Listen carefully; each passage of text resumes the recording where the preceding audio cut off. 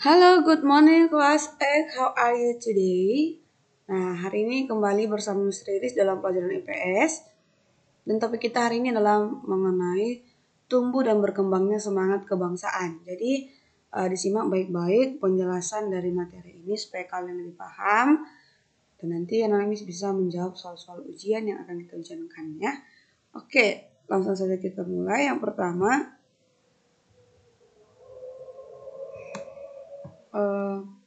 latar belakang munculnya nasionalisme di Indonesia. Nah, jadi as you know, seperti yang kalian sudah tahu, yang pernah disampaikan itu bahwasanya nasionalisme di Indonesia itu berkembang terutama sejak munculnya berbagai organisasi pergerakan gitu.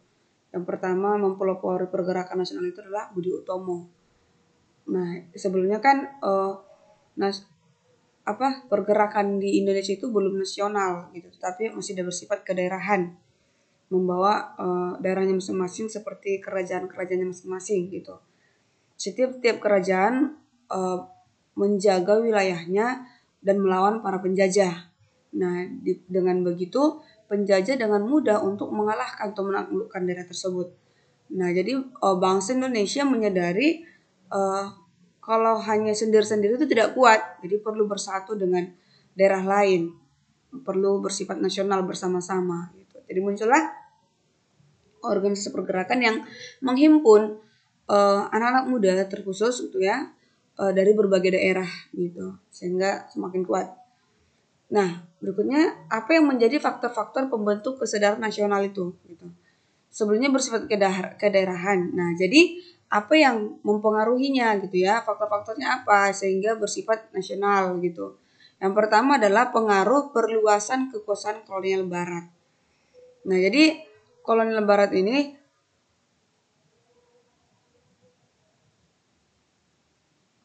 atau misalnya pemerintahan Belanda, penjajahan Belanda itu semakin hari semakin meluas gitu. Tidak hanya di satu daerah tapi ke daerah-daerah lain. Misalnya tidak hanya di Sumatera tapi juga ke Jawa, ya kan. Ikut ke Sulawesi, Kalimantan. Nah, jadi artinya karena dia semakin meluas, yang pasti masyarakat pun yang merasakannya semakin banyak gitu. Yang kedua, pengaruh pendidikan barat. Nah, jadi di masa penjajahan itu banyak juga anak muda Indonesia yang mengecap pendidikan di barat gitu. Di daerah barat sana, di Belanda, di Inggris gitu ya. Jadi mereka mendapatkan pendidikan sehingga pemikirannya terbuka, pengetahuannya bertambah, sehingga itu membuat mereka berpikir bahwasanya penjajahan ini harus dilawan. Ketiga adalah pengaruh perkembangan pendidikan Islam. Pendidikan Islam ini selain mengajarkan agama Islam, tentunya mengajarkan kebaikan-kebaikan, bagaimana cara untuk merdeka dan lain sebagainya.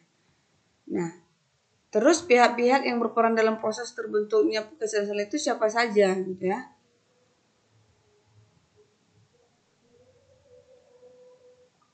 Tentunya pihak-pihak yang berperan itu yang pertama adalah peranan kaum terpelajar. Nah, kenapa terpelajar, Miss? Karena terpelajar itulah yang membentuk organisasi-organisasi pendidikan, organisasi baru tadi, organisasi bersifat nasional gitu.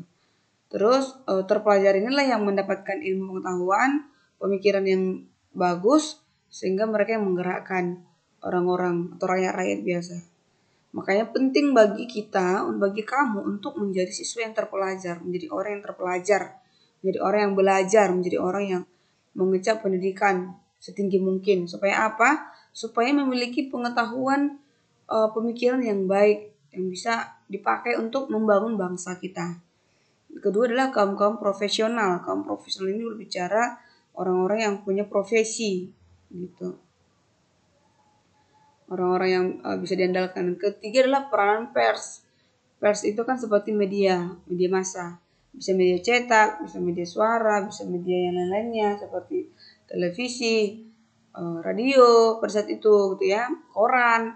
Nah, jadi mereka memberitakan kabar-kabar baik, berita-berita di media cetak, media massa gitu ya, melalui pers, sehingga orang-orang bisa melihat, mendengar. Seperti sekarang kita tidak tahu apa yang terjadi di Pulau Jawa, tapi karena kita baca di berita, jadi kita jadi tahu. Gitu.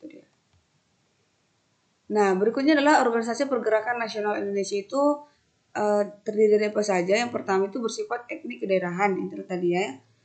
Pergerakan pertama itu etnik kedaerahan atau membawa daerah masing-masing. Kedua, bersifat keagamaan, dilandasi oleh agama-agama yang dianutnya. Ketiga, bersifat nasional. Oke, nah setelah bersifat nasional, makanya lahirlah namanya Manifesto Politik 1925, Kongres Pemuda dan Kongres Perempuan. Oke, jadi sampai di sini materi kita. Silakan kalian catatkan kembali dan kerjakan tugas yang siapkan di sini. Thank you for attention. See you next time. Bye bye.